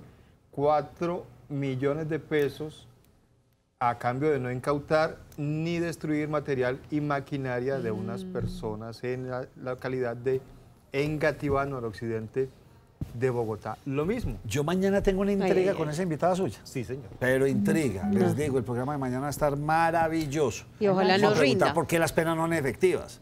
¿Por qué un agente de la policía o un delincuente va y hace y como que le resbala? Bueno, eso pues 2 o 3 añitos en la cárcel es lo de menos. Antes de que se me pase y que comencemos con la entrevista de la concejal, permítame, le envío un saludo a la señora María Mercedes Gil Castrillón. Ella trabaja en la oficina de pasaportes departamentales. Me dijo, culpa de ustedes, que todas las estamos noches, sacando pasaportes. Que todas las noches no me puedo acostar temprano y llego acá, rayando el reloj, porque no está puedo trasnochada. Le voy a poner el programa más tempranito. Claro. Vamos a tener una renovación y les tenemos sorpresas muy pronto en Nos Cogió la Noche, porque queremos seguir dándoles mucha más información y este set se volverá en algo muy bonito. Bueno, Nacho, le comento que para suerte de Colombia, el FBI rescató 27 piezas de arte precolombino que se encontraban en Estados Unidos. Lo tenía un coleccionista que llegaba a diferentes países y empezaba a hacer sus excavaciones, se llevaba estas piezas y las tenía guardadas en su casa. El asunto es que esta persona le había comentado en días anteriores a un vecino lo que él hacía, todas las piezas que tenía, se las mostró y esta persona se quedó como bastante inquieta quieta y luego le dijo a la policía, vea, ese señor está un poquito raro, él asesinó viajar a diferentes países y me mostró una colección bastante grande. El FBI hizo una investigación, halló más de 1000 piezas de diferentes países y tenían incluso objetos extraídos de Rusia, China y Nueva Guinea, adicionalmente de Colombia. El asunto es que no se pudo, digamos que, establecer ninguna investigación para darle captura porque esta persona murió este fin de semana. Bueno, tráfico ilegal Sí, de señor. patrimonio de muchos países. Señor. Póngase en posición de contar cosas. Claro que sí. Y se pone como triste. ¿Qué está pasando de nuevo en el metro? Nacho, vea, de nuevo en el metro, para eso está nuestra invitada, pero yo si quiere le voy contando algo que nos contaba otro concejal adicional frente a la situación. Hoy se realizó un debate, el cual estaba citado para las 7:30 de la mañana, donde se iba a hablar y analizar la situación del metro de la ciudad de Medellín, donde se habló del tema financiero, donde se habló del tema de mantenimiento, donde se habló del tema de la deuda. Y, por ejemplo, el concejal Jesús Aníbal Echeverría hacía un análisis que yo creo que pocos habíamos pensado en el tema. Él mencionaba que la deuda del metro de Medellín al 2050 iba a ser un poco difícil pagarla, porque esa deuda se pagaba con los impuestos, por ejemplo, del cigarrillo y de la gasolina. Él mencionaba que el cigarrillo cada vez está bajando más la comercialización y el consumo, entonces obvio eso va a disminuir, y si le estamos apostando el tema de movilidad eléctrica, seguramente eso va a poder afectar como tal el pago de esa deuda. La concejala hacía, Nacho, una presentación, diría yo que bastante amplia y con conocimiento sobre lo que estaba pasando en el metro de Medellín, y a mí me llamó la atención dos cosas. La primera, que ella no la puede ampliar, es que ella mencionaba sobre un fondo. En ese fondo al parecer había una platica y esa platica se está gastando en otras cosas. Concejal, ¿en qué se están gastando esa plata? No, pero páreme, no me corra tanto. Ay, no entonces, me corra Nacho. tanto, porque a usted Señor. le voy a... Espere que lo estoy buscando aquí, yo voy a ver si lo encuentro. Bueno, ya enseguida lo busco bien. Le hizo falta algo. Cuénteme. ¿Usted me habló de qué? ¿Problemas con qué? Con unos fondos. Con las finanzas, con un montón de cosas. Con el mantenimiento. Preventivo, sí. Muy bien. Pues he recibido varios correos y le faltó meterle algo. Cuénteme qué La momento. atención al público. Y ya sí. veo, pero eso, nadie habla. Todo el mundo está hablando de la plática que falta. Pues un televidente me escribió muy molesto de la forma, por ser discapacitado, cómo lo habían tratado. Voy allá a buscar el correo y enseguida se los leo. Concejal, ¿qué está pasando? Bueno, Nacho, lo primero que hay que decir es que cuando uno como concejal hace estos debates de control político, siempre es con el ánimo de cuidar las entidades, no de atacarlas, porque si no se visibilizan estos errores, se siguen cometiendo. Y con el metro tenemos varias preocupaciones. Una de ellas, como lo mencionaba Liliana, es los gastos de mantenimiento. Yo no sé qué pasa, pero del año 2007 al 2017 se presupuestaron unos recursos para hacer un mantenimiento preventivo, principalmente porque el correctivo hay que hacerlo inmediatamente ocurre el suceso, el incidente. Y de estos recursos, en este periodo de 10 años, solo se ejecutaron el 58%. ¿Qué está pasando entonces con el presupuesto del metro? ¿Hay una falla en planificación o no están haciendo todo el mantenimiento que se requiere? Primer punto. Ese era el primer punto. El segundo punto es el fondo de repotenciación y reposición, que va en el componente de la tarifa. Parte de la tarifa que se paga va a un fondo que es justamente para hacer la repotenciación de los activos y la reposición cuando ya no haya lugar a la repotenciación.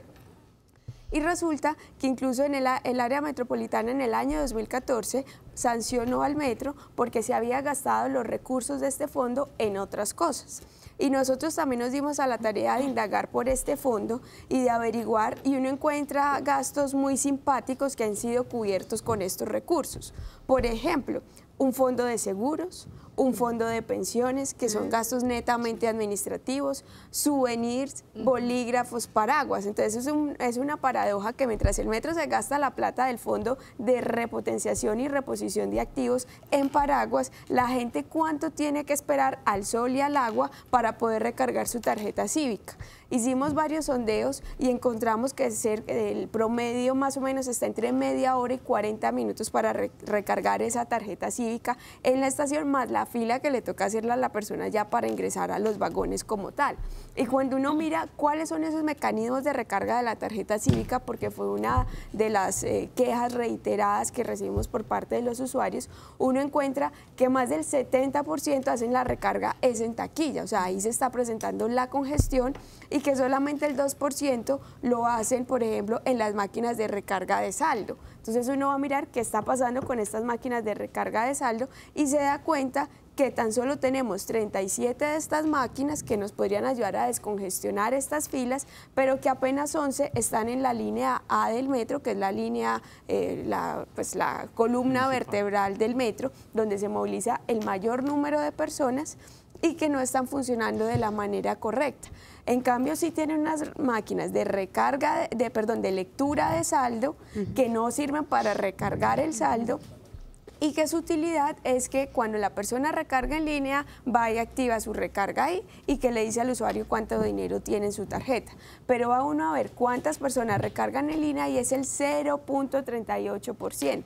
Entonces, ¿qué sentido tiene que el metro no agilice los procesos? El servicio en la taquilla, también encontramos testimonios de personas que estaban con niños, con adultos mayores, con personas en situación de discapacidad, que les toca hacer esas filas larguísimas en horas pico para poder recargar la tarjeta, y tampoco hay una fila preferencial.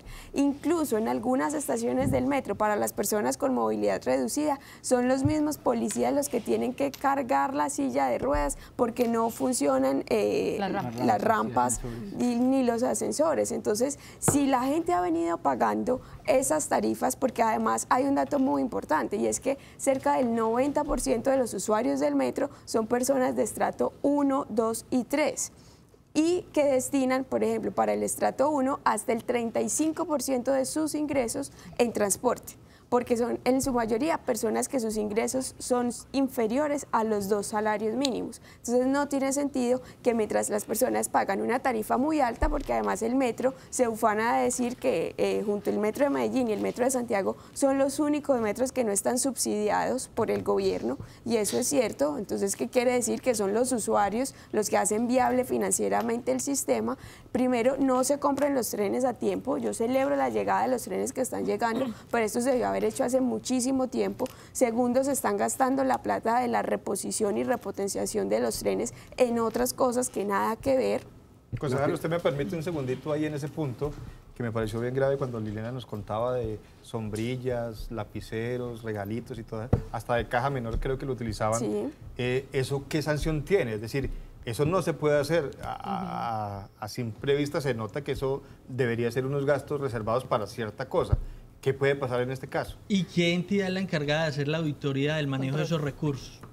Bueno, entonces empiezo con la pregunta de Germán. Efectivamente eso no se puede hacer, pero el metro también ha asumido una posición muy cómoda. ¿Y por qué lo digo de esta manera? Porque este fondo se crea en el año 2003 mediante una resolución de la Junta Directiva, y la Junta Directiva le da potestad al que en su momento era el gerente por 3 meses para que reglamente el fondo, y esto nunca sucede. Entonces siempre, hasta la misma revisoría fiscal para este año les hizo la aclaración, es que este fondo no está bien constituido, usted no lo tiene en un patrimonio autónomo y demás, esto se presta para que se gasten los dineros en otras cosas. Entonces a mí sí me parece por lo menos sospechoso que el fondo, desde que se creó en 2003, una orden de la Junta Directiva, tiene 3 meses para reglamentario y nunca se haya reglamentado. Muy conveniente ahora. Muy conveniente hacerlo ahora. Pero la Junta tampoco volvió a repetir sobre ese suceso. Le di 3 meses y usted no cumple, entonces ¿para cuándo? ¿O le puso fecha final? Tampoco. No, tampoco.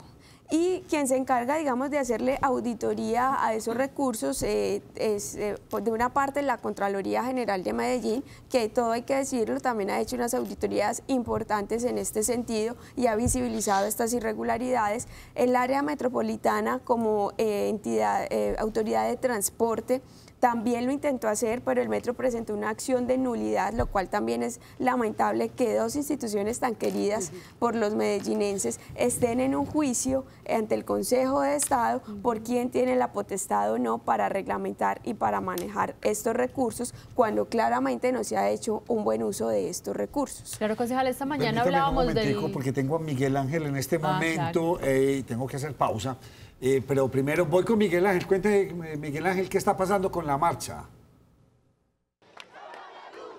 Nacho, compañeros televidentes, muy buenas tardes. Lo estoy saludando desde la estación Industriales, donde a esta hora llega la marcha de los estudiantes que a nivel nacional se ubicaron para exigir al gobierno más financiación para los programas de educación pública y de las universidades públicas.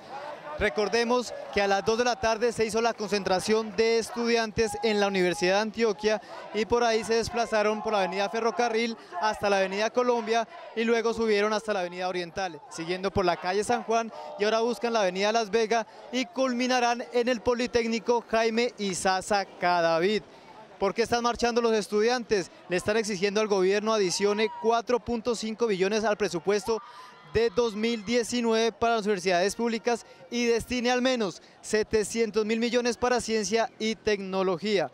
Según los organizadores de la marcha, serán 7.000 personas concentradas en el Politécnico Jaime Isaza Cadavid, que con actividades culturales terminarán este paro nacional a medianoche. Nacho, esta es la información que tenemos a esta hora desde la estación Industriales con la marcha a nivel nacional de estudiantes de universidades públicas y de universidades privadas que se reunieron para exigirle al gobierno más financiación. Nacho, lo dejo con más información y ampliaríamos esta información en el noticiero de Cosmovisión. Siga usted con más Nos cogió la noche, emisión central. Bueno, ahí lo tiene, cayendo la tarde en la ciudad de Medellín con esta marcha. Una breve pausa y volvemos con ustedes.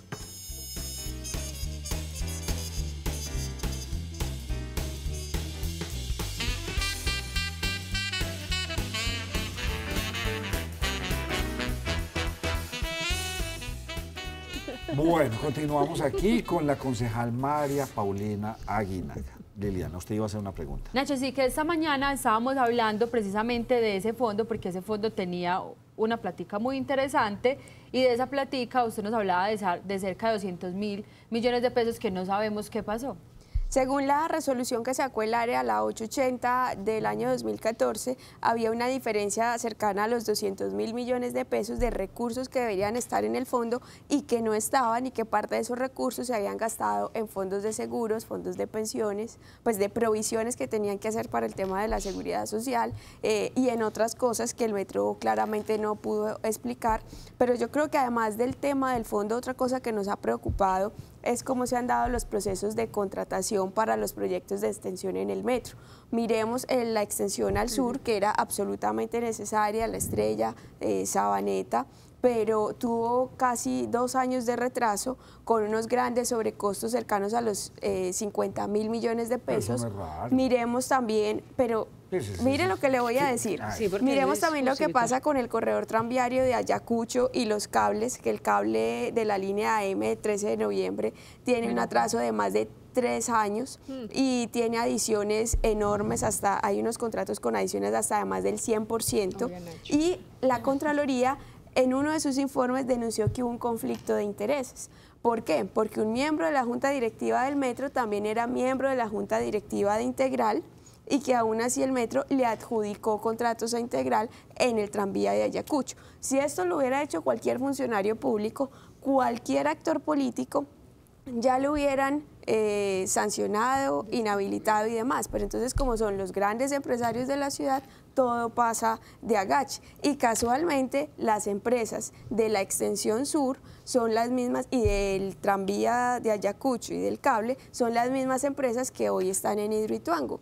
Entonces, ¿qué está pasando ahí, con INSA y con Concreto. ¿Qué está pasando ahí en ese proceso de contratación? ¿Está como turbio o qué? Pues yo no sé, eso tiene que haber una investigación y tiene que haber sanciones, porque si había un claro conflicto de intereses, esto no puede seguir pasando en la ciudad, que todas las obras tengan grandes retrasos, tengan grandes adiciones, se vean palpables estos conflictos de intereses y acá se siguen contratando las mismas empresas a pesar de que incumplen y no pasa nada. ¿Cuál es la y todo explicación de esto eso? lo pagamos En el caso del metro, los ciudadanos que lo utilizan a través de la tarifa, y si no salen a través de la tarifa, salen a través de los impuestos de todos, porque así es que se financian estos proyectos. Alguien me decía, y usted lo dijo al inicio de esta charla, que el metro aquí dice ser autosostenible como es el de Chile.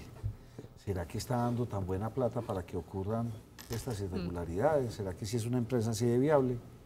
Pues a ver, yo creo que es que han pospuesto inversiones absolutamente necesarias. Por ejemplo, mejorar la frecuencia de los trenes en horas pico es un proyecto que tiene un costo aproximado de los 200.000 millones de pesos. Esos recursos los hay en el fondo, porque el metro no ha hecho esa inversión para mejorarle la calidad del servicio a los usuarios que están sufriendo y padeciendo todos los días estar ahí como salchichas enlatadas en estos vagones. Sí. Entonces yo sí creo que es que la función del metro no es tener un fondo de inversión, porque todo hay que reconocerlo, digamos que los recursos que han tenido en el fondo, los que no se han gastado en otras cosas, los han manejado en unos CDTs y en unos portafolios de inversión que han dado buena rentabilidad, pero es que el negocio del metro no es un negocio financiero, el negocio del metro es mejorar el servicio. Mire algo tan triste, cuando uno les pregunta, ustedes tienen estudio de demanda para determinar de estudios de demanda para determinar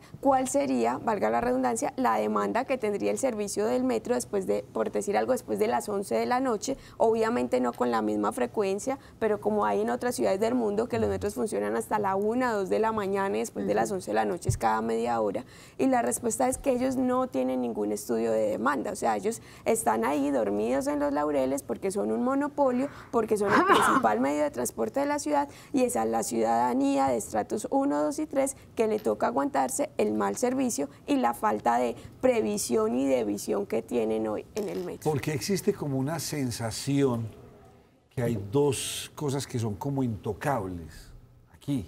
El metro, Uber lo decía la otra vez, parece otro país. Sí. La República Independiente del Metro, lo dijo usted la otra vez.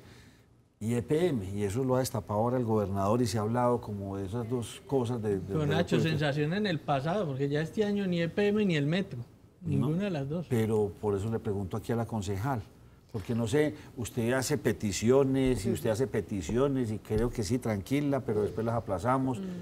¿Será, qué percepción tiene usted de esto? A ver, yo creo que ha sido acertado tratar de que estas dos entidades se conserven netamente técnicas y que no se politicen.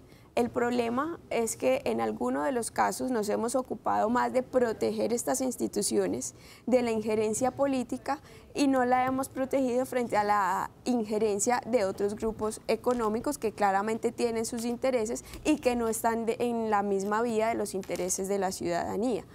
Como lo decía José, este año y desde que yo soy concejal en el caso de EPM, hemos tratado de hacer un análisis riguroso sobre los diferentes temas desde el punto de vista técnico, y yo creo que esto se tiene que seguir haciendo porque estas entidades son públicas, funcionan con recursos públicos, ofrecen servicios fundamentales para los ciudadanos y no pueden ser repúblicas independientes sin control y sin que estemos atentos a lo que sucede. Concejal, recuérdenos, ¿quién hace control, por ejemplo, de esos 200.000 millones de pesos de los que usted hablaba? La Contraloría ha hecho varias auditorías sobre este tema y el área metropolitana lo ha intentado, pero el metro ha interpuesto acciones de nulidad ante el Tribunal Contencioso Administrativo y ante el Consejo de Estado para sacar el área metropolitana del camino y decir usted no es la autoridad competente, salga de acá, que es que yo manejo el fondo como yo quiero. ¿Cómo le fue con su carta enviada a EPM acerca de la venta de las acciones de ISA? Bueno, todavía sigo esperando respuesta.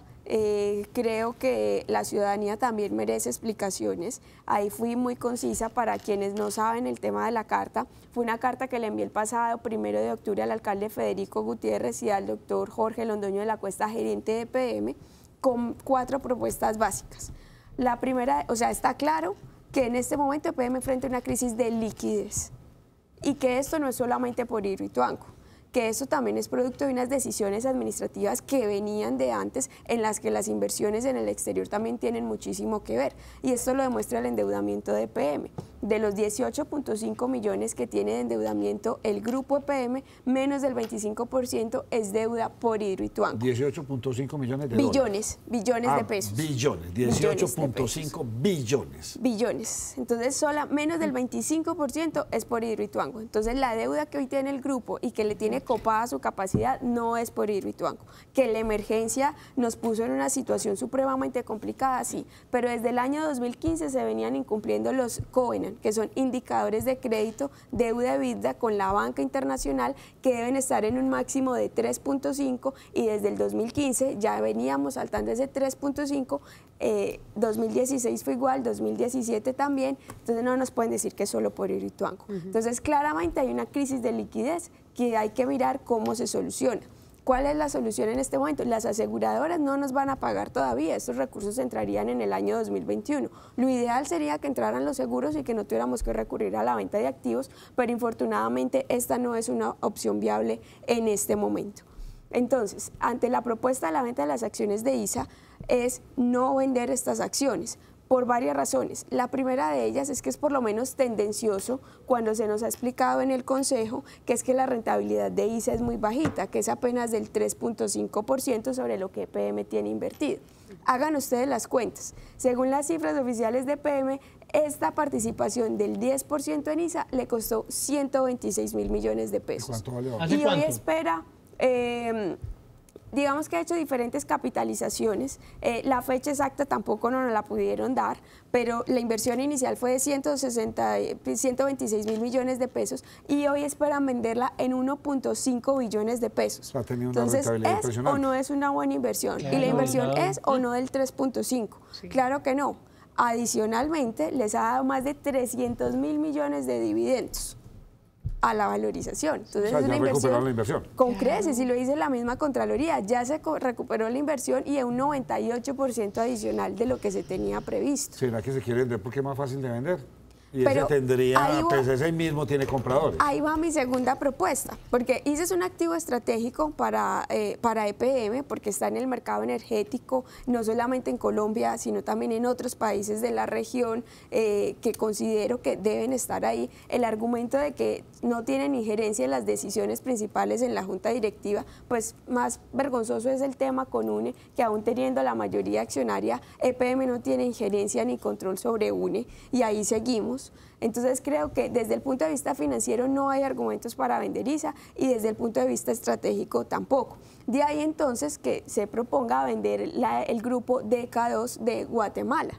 Es un grupo de distribución de energía que adquirió EPM en el año 2010 por un valor de 605 millones de dólares. En el 2012 se capitalizó con 17 millones de dólares y como usted lo decía, si hay que salir a vender rápido, pues entonces esto sería mucho más rápido. ¿Y por qué sería más rápido? Porque yo no comparto el argumento, pero EPM ha insistido que la venta de activos de inversiones en el exterior no tienen necesidad de pasar por el Consejo para que el Consejo los autorice, entonces se ahorrarían ese tiempo, uno, y dos, tampoco tendrían que cumplir con los procedimientos de la ley 226 que habla de toda la democratización, que ahí también se llevan otros 3-4 meses. En Guatemala los retornos y el EBITDA y todo, ¿cómo está?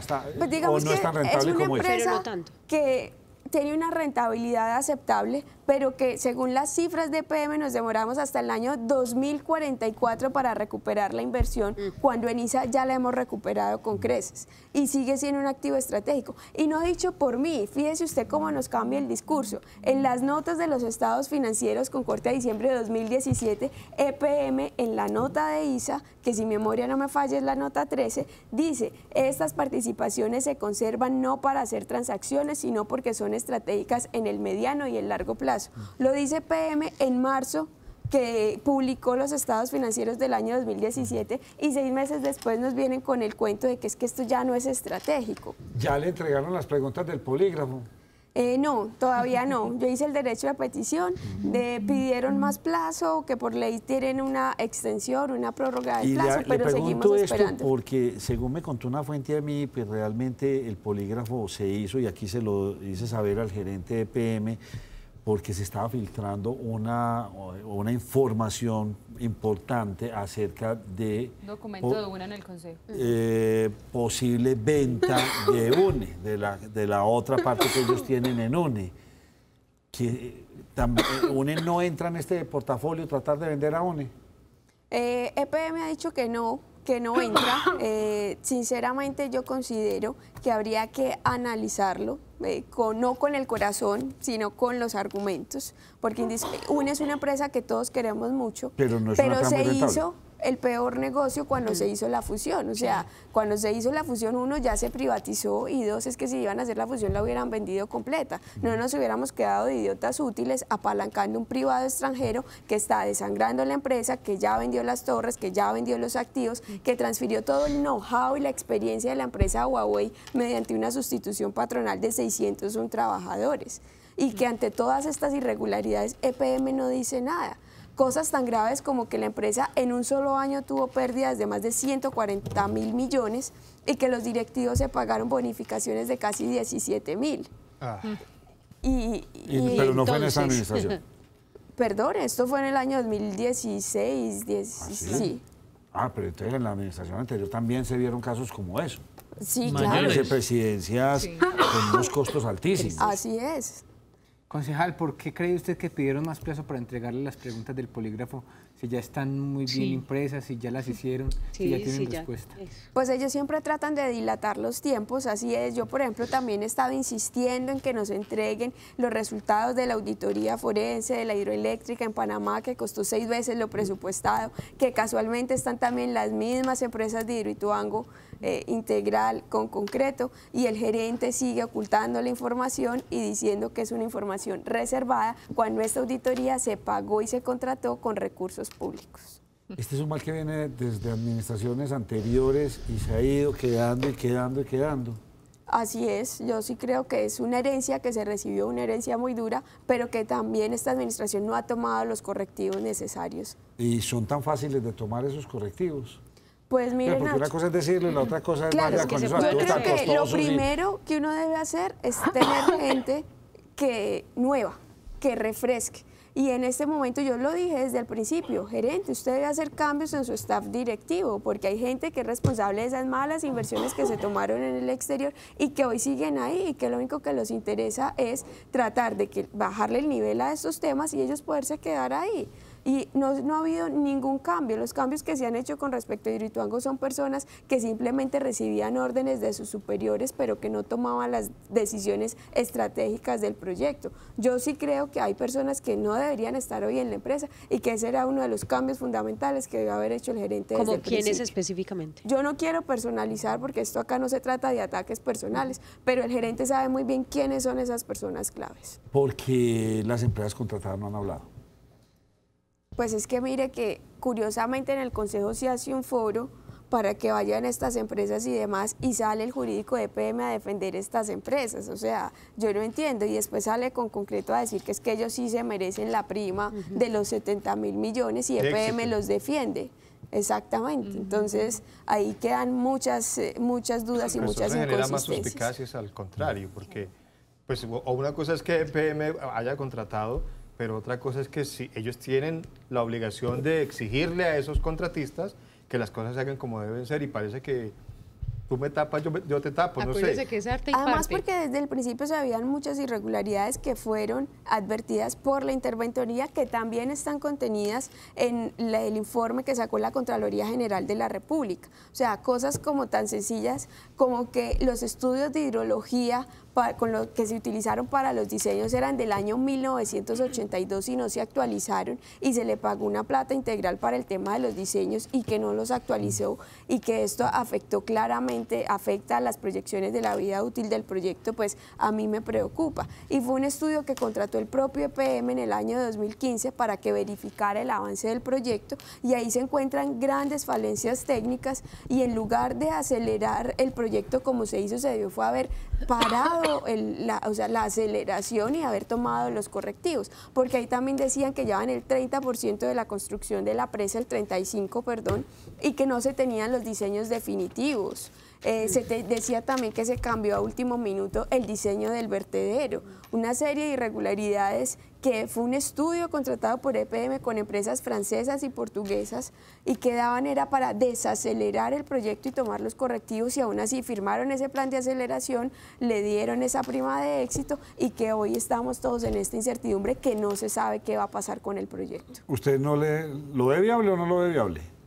Yo espero como ciudadana que sí, quiero que se salve el proyecto, pero también tenemos que ser realistas que hasta que no se entre a la casa de máquinas y no se determine en qué situación quedó, no vamos a tener certeza de si el proyecto se salva o no y a qué costo.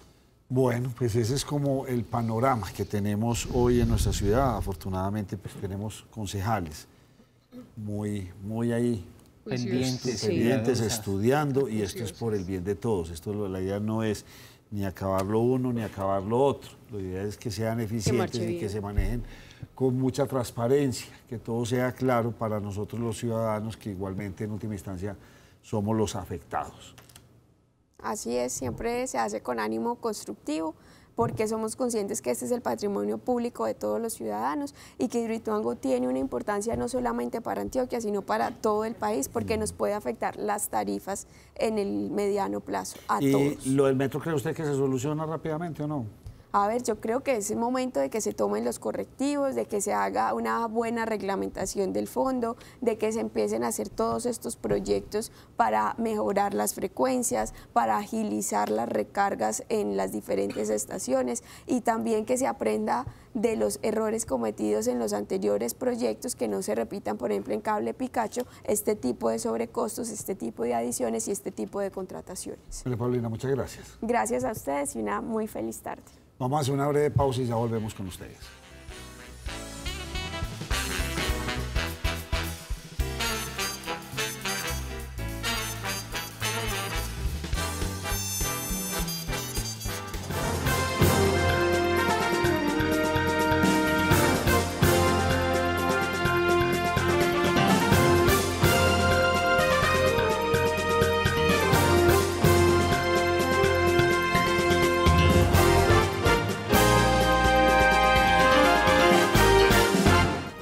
¿Qué tal? Buenas noches. Soy Germán Mendoza. Bienvenidos a Cosmovisión Noticias. Mucha atención. Miles de estudiantes universitarios acompañados de profesores, rectores y hasta de padres de familia participaron hoy de la gran marcha nacional en defensa de la universidad pública. Apoyamos 300% el derecho a la protesta. Nuestros estudiantes universitarios se han sumado en una sola causa, que es el sistema de educación superior en el país. Y cuando digo apoyamos, es lógicamente dentro del respeto, dentro de la libertad, poder tomarnos las calles de esta ciudad, unido a todos los estudiantes del país y gritar en una sola voz cuáles son nuestras falencias. Lógicamente, la invitación a nuestros estudiantes, a nuestros maestros, a nuestros directivos es, hombre, tomarnos las calles en el respeto. Hay algunas voces contradictorias que quieren dañar las marchas y de pronto por vías de hecho manifestar de otra manera. La comunidad universitaria se movilizó para expresarle al gobierno nacional su rechazo a los bajos presupuestos y el déficit de recursos en estas instituciones de educación superior. Estamos protestando básicamente porque el recorte a la educación no puede ser así de esa manera que lo está planteando Duque. Esos 3 billones que van a invertir en guerra deberían ser muy bien invertidos en la educación, porque la Universidad de Antioquia tiene un déficit de 3.5 billones de pesos para investigar. Entonces esa plata la necesitamos urgentemente. Hay más de 10.000 estudiantes beneficiados gracias al programa de bienestar y extensión cultural que son vital para estudiar, porque mucha gente no tiene los recursos y nada, entonces ese recorte no se puede dar. Venimos desde la Universidad de Antioquia desde las 2 de la tarde y vamos hasta el Politécnico del Jaime Sasa. Le estamos exigiendo presupuesto para que nos dé para tener la oportunidad de estudiar y para que no privaticen la Universidad de Antioquia. Y la razón por la cual estamos marchando hoy es porque, además de que la universidad está en déficit presupuestal y se le tiene una deuda inmensa de años atrás, el gobierno está pensando en reducirle más el presupuesto, lo cual ocasiona que las universidades empiecen a bajar en calidad y es un detrimento para el bienestar de los estudiantes, para la calidad de las carreras, para la investigación, para nuestra proyección. La marcha finalizará en el Politécnico Jaime Isaza Cadavid, donde se espera una asistencia de 7.000 personas que, concentradas en esta institución, realizarán actividades culturales hasta las 12 de la noche, hora del paro nacional. Ante un juez de control de garantías fueron presentados los 2 patrulleros de la policía capturados en las últimas horas por extorsionar a un constructor en el barrio Castilla de Medellín. La diligencia tuvo que ser suspendida hacia el mediodía y se reiniciará mañana. Hoy fueron presentados ante un juez de control de garantías los 2 patrulleros de la policía capturados la mañana de ayer en el barrio Castilla de Medellín, tras ser señalados por la Fiscalía de estar extorsionando a un comerciante en esta zona de la ciudad. Estos patrulleros fueron judicializados por el delito de concusión, cuando estaban exigiendo una suma de dinero a un constructor. Fueron capturados en flagrancia, ya fueron puestos a disposición de la autoridad judicial, la Fiscalía, y tendrán que responder por este delito. Las audiencias de legalización de captura fueron suspendidas hoy cerca del mediodía por solicitud de los defensores. Se espera que mañana en horas de la mañana se retome el interrogatorio. En la medida que encontremos información sobre policías vinculados en algún hecho ilícito, pues tendrán que responder penalmente, disciplinariamente y administrativamente. Según las autoridades, en la actualidad se vienen adelantando varios procesos similares contra uniformados que han cometido alguna falta disciplinaria. Capturan en flagrancia a un presunto violador a 2 cuadras del hospital de Sabaneta y frente a la estación de policía de la zona. Los policías acudieron al lugar al escuchar los gritos de auxilio de la víctima. Un caso de manoseo se registró en Sabaneta cuando un hombre, aún sin identificar, se acercó a una mujer en el sector del hospital del municipio y sin mediar palabra le tocó los senos buscando, según la víctima, acceder de manera sexual a ella. La víctima, sin dudarlo, empezó a gritar alertando de manera inmediata a la policía que, estando cerca del lugar, arrestó al agresor. Una señora se dirigía a su trabajo, se bajó en la vía principal donde le dejó el servicio público y empezó a caminar por el costado derecho de la vía. Y ella, dice, el pecero observó un señor sospechoso que venía en contravía de ella, entonces se iban a encontrar de frente, ella lo evadió, el señor le tocó sus senos con las manos y después se le arrodilló, el señor estaba como con un problema mental, nunca se produjo el acceso canal violento como tal, el señor lo que hizo fue irrespetarla al tocarla indebidamente en la vía pública. La policía se encontraba a una cuadra del evento y procedió inmediatamente a capturarlo. Hoy se encuentra el señor a disposición de las autoridades competentes. Según las autoridades, la víctima puso la denuncia por intento de abuso y el agresor permanece en las instalaciones judiciales mientras se define su situación, porque según se afirma, el agresor sufre de problemas mentales. Problemas de seguridad, de orden público y hasta de infraestructura son los causantes de 6 desplazamientos masivos que han ocurrido este año en la ciudad de Medellín. El alcalde Federico Gutiérrez fue citado por la Corte Suprema de Justicia para que explique esta situación.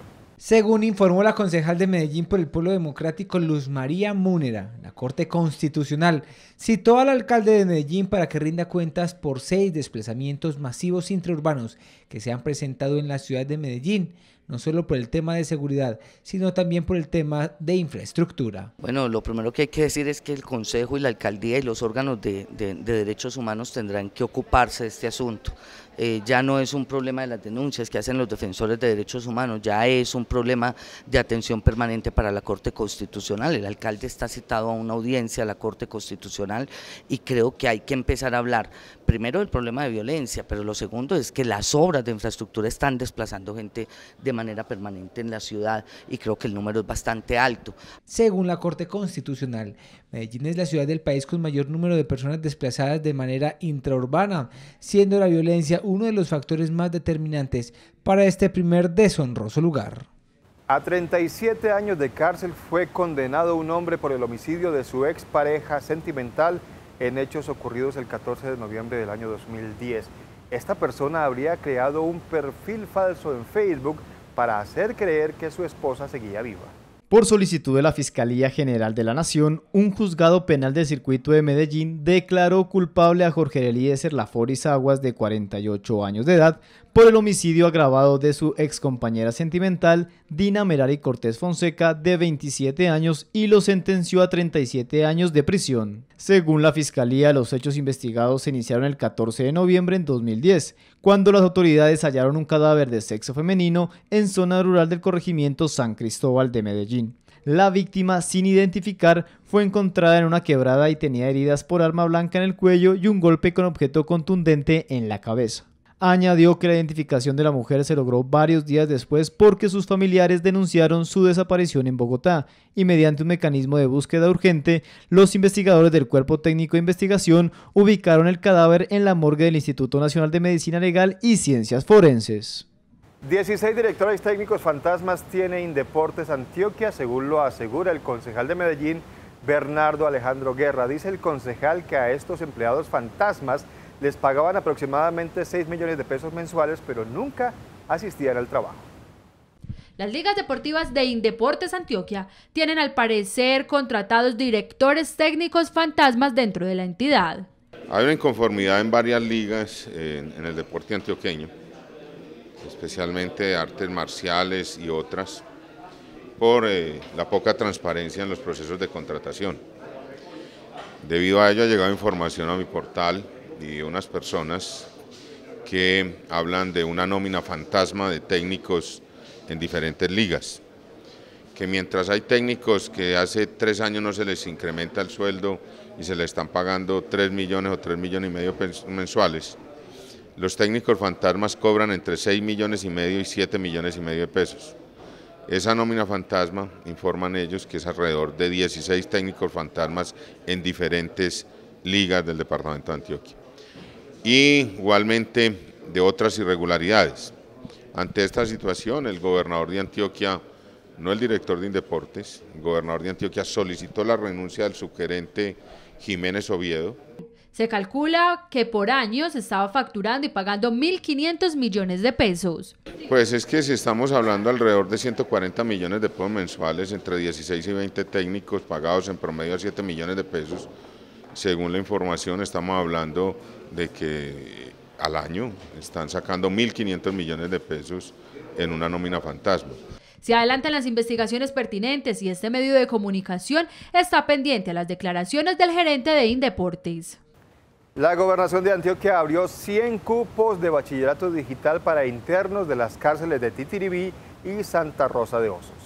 Iniciamos con la cárcel de Titiribí y con la cárcel de Santa Rosa de Osos, donde vamos a beneficiar a más de 100 reclusos que ya están inscritos en el bachillerato digital gratuito, que desde la Dirección Regional del IMPEC, las administraciones municipales, las direcciones de las cárceles particulares nos han brindado todas las herramientas necesarias y posibles, la conectividad de internet. Por medio de eso voy a salir adelante, voy a intentar ser una mejor persona cuando salga, intentar recluirme de nuevo a la sociedad y la verdad quiero darle muchas gracias a las directivas de aquí de la cárcel de aquí de Santa Rosa de Osos, al señor alcalde y al señor gobernador. Con las expectativas con el bachillerato digital, quiero ser una nueva persona, sacar mis grados de nuevo y de pronto, ¿por qué no una oportunidad en la universidad?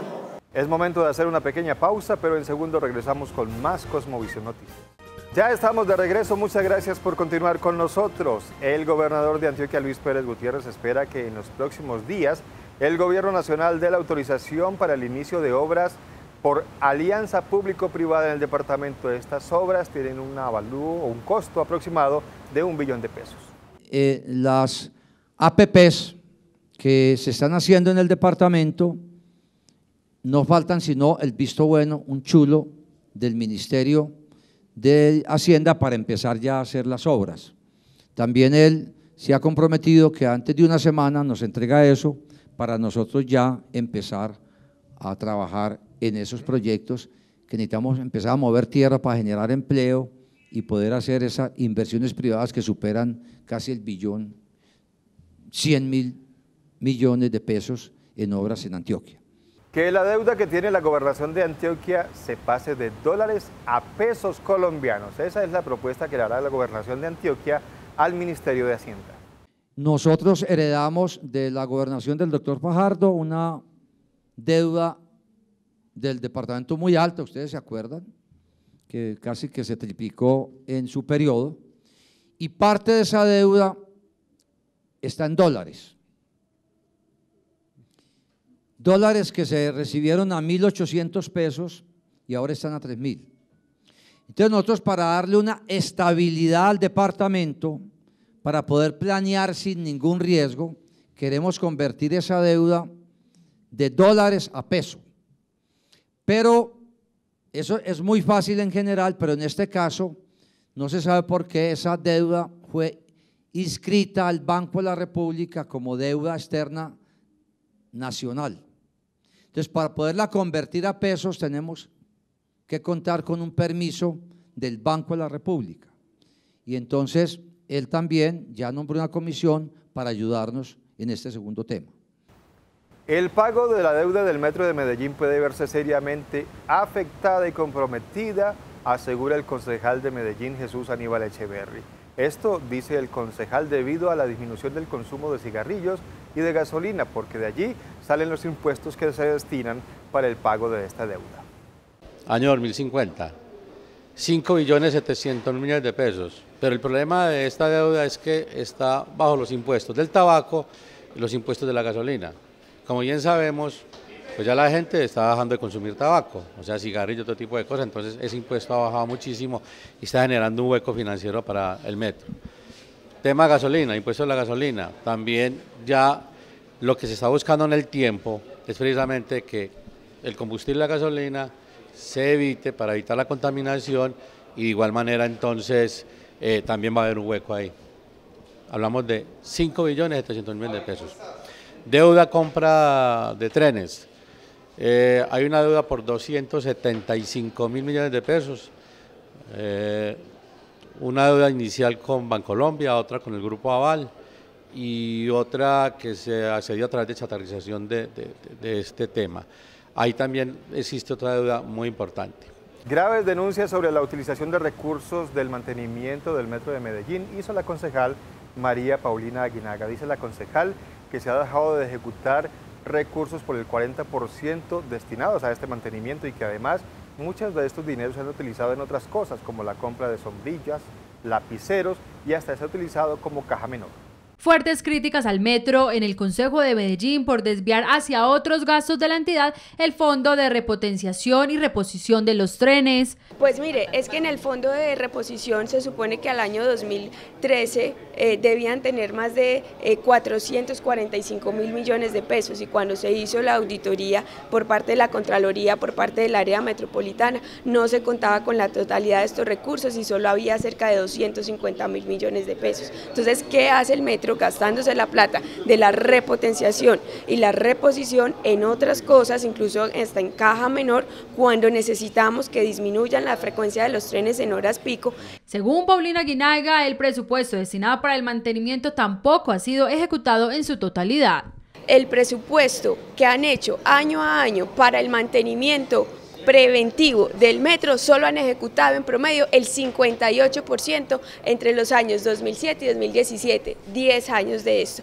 El Metro de Medellín asegura que se han hecho los mantenimientos pertinentes. Nosotros en cuestiones de mantenimiento somos demasiado rigurosos.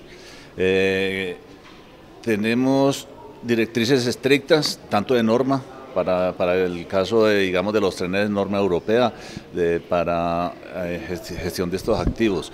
Hablo de los cables, hablo de los mismos trenes. Somos estrictos y afortunadamente contamos con el sistema de información SAP, donde están registrados los planes y están registradas todas las acciones. Los concejales pidieron que se haga el debido control y que se tengan claros los planes de contingencia. Por fin se tiene claridad sobre el futuro de las obras de ampliación de la estación Poblado del Metro de Medellín. En diciembre comenzará el proceso licitatorio y se espera que la obra esté terminada en el mes de agosto del próximo año. Bueno, el plan B se traduce en dos rutas, una ruta contractual y una ruta jurídica. La ruta contractual consiste en montar un proceso de contratación, el cual en este momento está en proceso, y así poder tener un nuevo contratista en 2 meses, firmar un nuevo contrato por ahí en diciembre y así poder terminar la obra en aproximadamente 8 meses.